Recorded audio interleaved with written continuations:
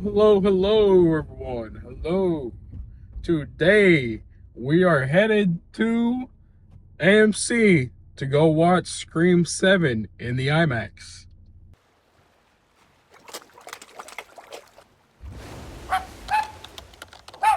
just finished watching all 6 of the Scream movies for the first time. Well, a few of them for the first time. I had seen I'd seen 1 and 2 and 3, but I didn't really remember 2 and 3 or which one was which. So I sat down and watched it again because it's been 5 years or so since I watched those 3 for the first time. I remembered the first one, but I didn't really remember the second and third one. So I sat down and I rewatched those 3, and then I sat down and watched the 4th, 5th, and 6th Scream movies for the very first time. But yeah, I've been watching those for the past month or two. I've been sitting down and watching those, and I have them all up on my channel now. I also have the first half of Bridgerton Season 4 up on the channel. The second half just came out, three days ago? And I still haven't watched them. I was planning on watching them yesterday and this weekend, but yesterday I didn't have time. I've been focused on editing Daredevil Born Again Season 1 and trying to catch up on those, because last weekend, it's been 2 weeks since I've been to the movies. Well, I did go to the movies last weekend, but last weekend I went back to Oklahoma to visit my parents. That wasn't the plan, but that ended up happening last weekend. So I didn't get to go to the movies that I wanted to go watch last weekend, which was How to Make a Killing, and then I was going to try and go watch Cold Storage and Good Luck, Have Fun, Don't Die. I think that's the name of that. I was going to go watch those 3 movies last weekend, but then things happened and I had to go back to Oklahoma to get stuff. And so I just spent the weekend with my parents, and we went and visited the Regal Cinema there in Tulsa. And I've always just gone to AMC, so I don't go to any other theaters that often. And we went to the Regal there and decided to watch GOAT in the D box, and that was such an amazing experience, man. I've never been in D box where the theaters and stuff move. That was the first time I'd ever experienced that. So I got a few photos and stuff that I'll pop up here and show you guys. But yeah, that was a great experience going to the Regal Cinemas there in Tulsa, Oklahoma, and watching GOAT in the D box with my parents. That was such an amazing time. And after watching GOAT, my dad enjoyed watching GOAT in D box as well, and my mom did too. But I don't really think the movie fit with D box as well as I had hoped. Some of the things were cool. Most of the scenes when they're playing basketball and stuff, it was cool feeling that in D box. But the rest of the movie kind of just a weird weird experience sitting through like a normal scene where they're all just talking and stuff. That was weird. Like, but when there was action, when there was like all the sports and or basketball stuff, like that was cool. So with that being said, I think like I told my dad after we got out of the movie, I was like, D-Box was cool, but I don't really think it fit that movie. I think going back and watching Spider-Man Brand New Day or Super Mario Galaxy, Project Hail Mary, Avengers Doomsday, like those movies are meant to be watched in the D-Box. I think. And so that's my opinion anyway. So I may go back and experience D-Box a few more times this year, watching those movies, depending on how much I go back to Oklahoma, or I'll have to see if there's a D-Box in Springfield. I'm not sure if there is, because I only go to AMC. Anyway, so last weekend didn't really turn out like I wanted to, but I still had a great time. And now this weekend, I'm finally getting to watch Scream 7, getting to finish out this series and see what even this movie's gonna be. Like, they're bringing back a bunch of the old cast members. I have no idea what's gonna happen. I hate that Melissa Barrera and Jenna Ortega are not a part of this one, but I am still glad that the twins from the 5th and 6th movie are still in this one. Like, they're still going to be a part of it. They're bringing in Sydney's daughter, and they're bringing in a bunch of old cast members from the 1st and 2nd. I think the guy from the 3rd movie is also going to be in this. Like, the guy, the one solo killer, I should say, or solo Ghostface. So yeah, I'm excited for this movie. You can go back and watch my reactions of me watching the 4th, 5th, and 6th ones for the first time, or rewatching the original trilogy. But yeah, I'm going to go watch Scream 7 now, and then I will be back to review that. Well, that was something. That was something. Didn't enjoy that ending, I can tell you that. I enjoyed the rest of the movie, but hated that ending. Just like Wuthering Heights, I enjoyed the majority of the movie, but then the last 20 minutes or so, pretty much after they revealed the second character, or the second Ghostface. Like, the first Ghostface I was fine with, but then after the reveal of the second Ghostface, I was just like, what the fuck? What is this movie? Like, the reveal just does not feel like the rest of the reveals in Screams 1 through 6. Yeah, it just... Yeah, that was something else.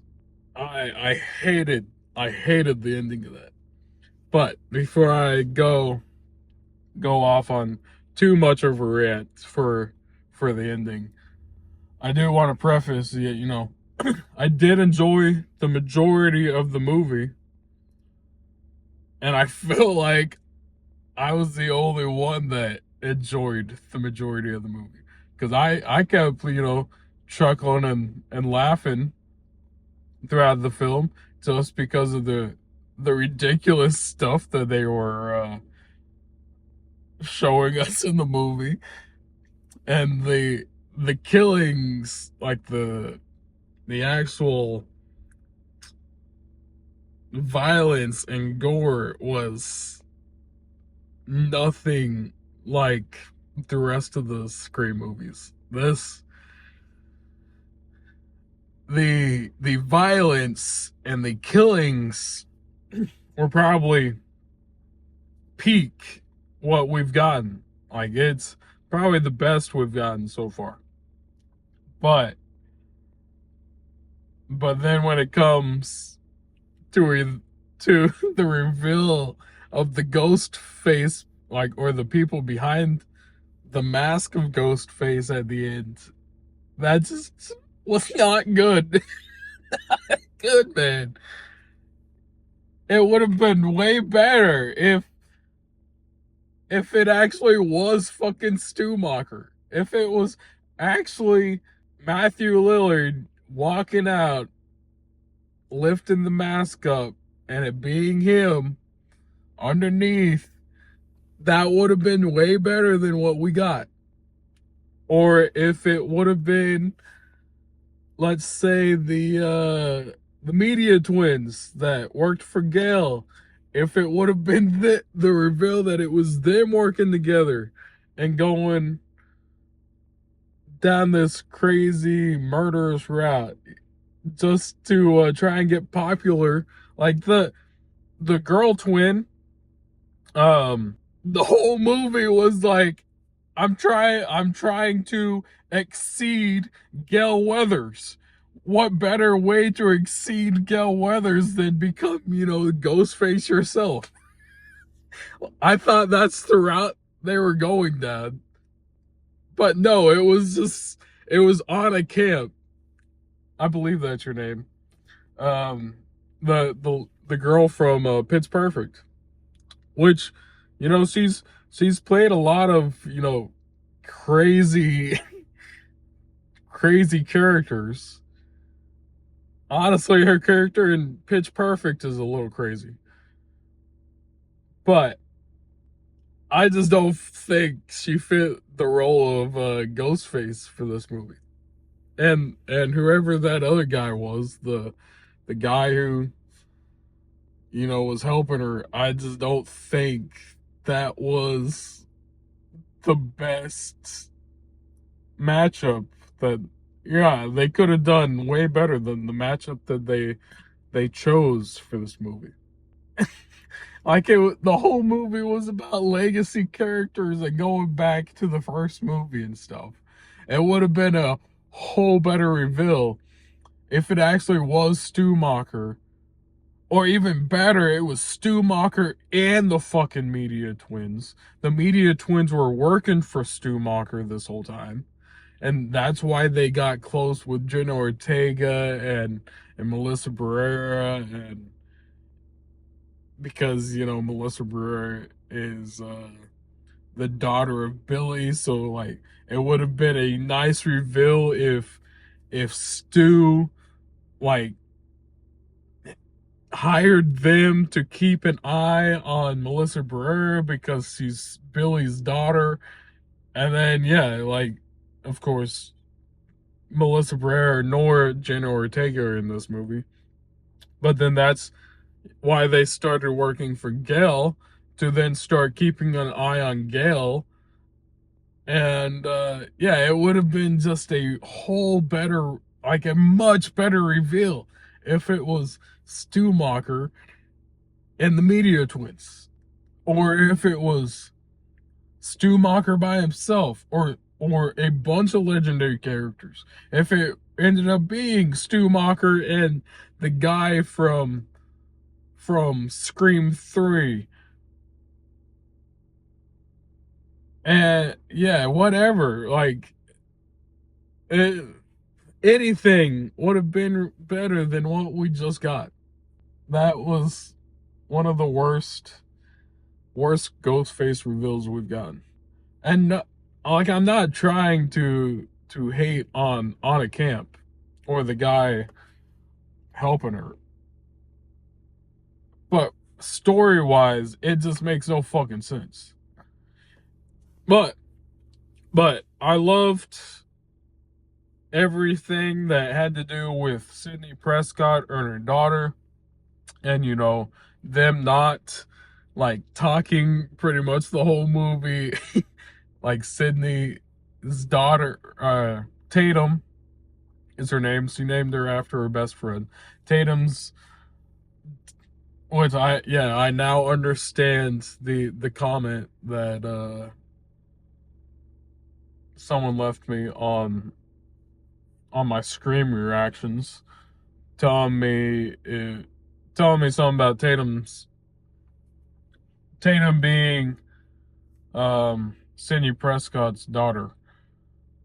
I was confused when they left that comment, and I was like, but Tatum is Sidney Prescott's best friend from the first movie, because I hadn't seen any of the trailers or anything for Scream 7.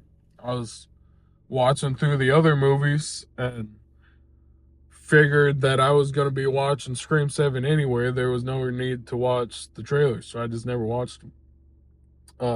So yeah, I didn't put that, or I didn't know that she was going to name her daughter after her best friend. But yeah, like that was also a part of the story, because Sidney wouldn't talk to Tatum about her past life, about all of the killing. Like, you could, of course, watch all the stab movies or read Gail's book or Sidney's book. Sidney wrote a book. Like, there's plenty of coverage for all the killings in the universe that Tatum, was informed by those. But actually talking to her mom, like every time she tried to question her mom about it, Sidney just would change the subject and not want to talk about it. And you got to talk about these things, like I understand protecting your children, protecting your daughter, stuff, but also of like telling them or not. I guess I'm kind of coming at it from the religious background of parents always trying to shield children from stuff they shouldn't watch, like Pokemon, or like a bunch of like Harry Potter. I wasn't allowed to watch Harry Potter or fucking Pokemon or like any of the Cartoon Network stuff. Like, I didn't watch any Cartoon Network or any of that. Like, I was shielded from a lot of stuff. And when parents try to shield their kids that much, or protect them that much, like, yeah, sometimes they grow up, shielded from everything, and then they are kind of lost in the world, or don't know how to protect themselves, or like constantly guarded. When you're constantly guarded, like, a lot of things can happen. A lot of walls, come up. But anyway, so I enjoyed all the stuff between Sidney and Tatum, and then they're at the end, them actually sitting down on the front porch and actually talking about everything. And I think all of that was beautiful. And are bringing back Gale Weathers. I'm not a big fan of Gale Weathers throughout most of the movies, but I'm always glad when she is there. She pisses me off when she's there sometimes, but I'm glad she's there, like, in the movies. She's a part of all the movies. So Gale Weathers is back in this one, helping out. And all the killings were great. There were some times where I just were grossed out and not looking at the screen. I was like, oh my god, especially especially when they got the dad. Or yeah, spoiler warning: they got the dad. They got Tatum's dad or Sydney's husband, who was a cop. Like they, that was disgusting. And then yeah, again at the end, I think it was kind of ridiculous that Tatum, Sydney kept having to tell her, shoot her in the face, shoot her in the face, or shoot them in the face. You gotta make sure they're dead. And she just wouldn't. And I thought it was kind of ridiculous that she did it, and she turned around and Anna Camp was gone. And then a second later they both just start fucking firing their guns when they find her. That was so fucking ridiculous. You did not need to fucking fire 20 bullets into her face, and her face looked like fucking hamburger when they were done with her, man. That was just ridiculous. That was not needed at all. Like, it is not a zombie movie. One bullet to the head will do it. You know, you can't, you don't need to just, keep firing. That was ridiculous. Some of it was pretty funny with just how ridiculous this movie was. Other parts pissed me off a lot, especially that reveal of it being on a camp. I was like, what the fuck? What is this movie?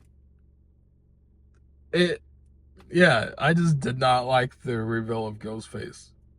But the rest of the movie was fine. Anyway, that's gonna be the end of the Scream franchise on my channel, and until they make Scream 8 or Scream 9, if they end up making those movies, never know. They keep making these horror franchises into legacy, franchises, and making fun of themselves or making fun of other franchises. Like they brought up Halloween Kills, which I still haven't seen all the Halloween movies. I've seen a few. I've seen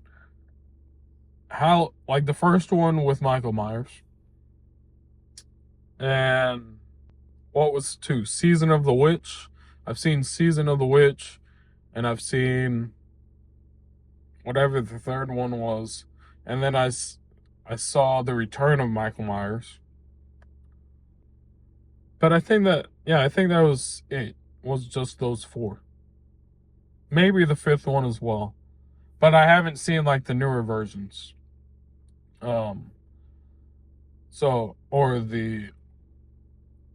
I guess they rebooted it several times. So I haven't really seen any of the rebooted ones. But yeah, I need to watch all the Halloween movies. And I need to finish out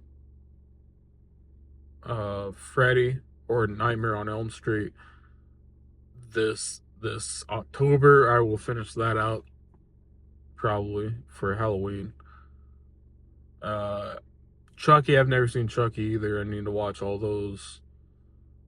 Yeah, there's a lot of horror franchises that I haven't watched and could make a whole marathon of for the channel. So this won't be the end of horror movies for the channel, but it will be, the end of this Scream run that I've had for the past month or two.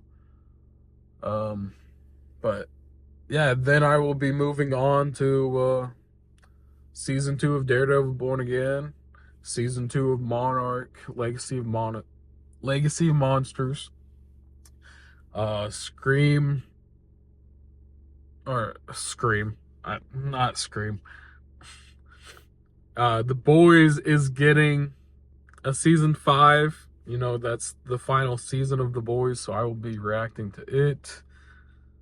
Probably not for YouTube, but definitely for Patreon, for watch-alongs. Just don't know how I'm going to do that for YouTube if I decide to do it for YouTube. Um, but yeah, I've got plenty of other series or franchises that I will be doing throughout the year. But will be the end of Scream. I've enjoyed watching all these movies for the channel. I really enjoyed this movie for the most part. You know, it was fun in the IMAX for the first Scream movie ever watching in theaters. It was pretty good. I just hated that ending. Anyway, I'm gonna go home now and probably watch episode 5 of Bridgerton, season 4, and then yeah, edit this review, and have both of those ready for tomorrow. And then after that, I will work on the rest of Daredevil Born Again season 1 and post those this week before season 2 drops. So yeah, that's the plan. And I hope you guys enjoyed this review. And yeah, I will be back next week. Actually, my parents are coming to visit next week. Which I know I just, yeah, went and saw them last weekend, but that wasn't the plan. Like, that was just what happened. Like, they have been planning to come and visit us next weekend, my sister and I. And we're going to watch Pixar's Hoppers next weekend. So I will have a review for that. The Bride also comes out next weekend, but I won't be able to watch it next weekend because I'll be with them, and they ain't watching that movie. So I'm gonna have to wait to watch The Bride. I'll probably watch it the following weekend, and I think that's the weekend. The Breadwinner comes out. I think the new movie by that stand-up comedian Nate Bargatze or something like that.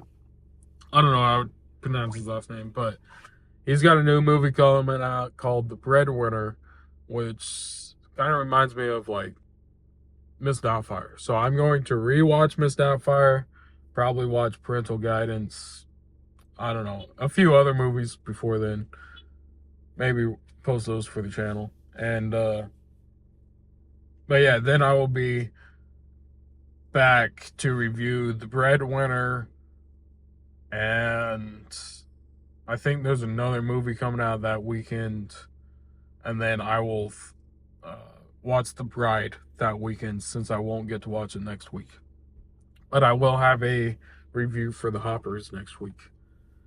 And yeah, then in April, or I guess it's March already. And I think after that weekend of The Breadwinner, that following weekend is when Project Hail Mary comes out, which is, I just finished reading the book. I've listened to it twice now on Audible, and I just purchased a physical copy of the book. I was trying to decide whether I wanted the new version or the old version. I went with the old version, the original. Not the one with Ryan Gosling on the cover, but the original cover. I went with that one. So I bought the book. I've listened to it twice on Audible, and I just finished making, I've got one edit done, fan edit for Chris Miller and Phil Lord. I kind of made an edit for their movies that they've done, but I have a plan for another one that's kind of focused on Project Hail Mary. So yeah, I have 2 fan edits that I've been working on as well. Yeah, I've got a lot going on. But yeah, I've really enjoyed Project Hail Mary. That comes out in like 3 weeks, I think now. 4 weeks, maybe. So yeah, I will be back to watch that at some point as well. I can't wait to watch that in IMAX. I'll probably watch that in IMAX several times. But yeah, uh, that's gonna be it for this review. I hope you guys enjoyed, and I'm gonna get home so I can watch Bridgerton and then edit all night. So yeah, I will be back to react to all of those this week, and then I will be back for a review of Pixar's Hoppers next week with my parents. And yeah, that's gonna be it for this video. All right, bye bye.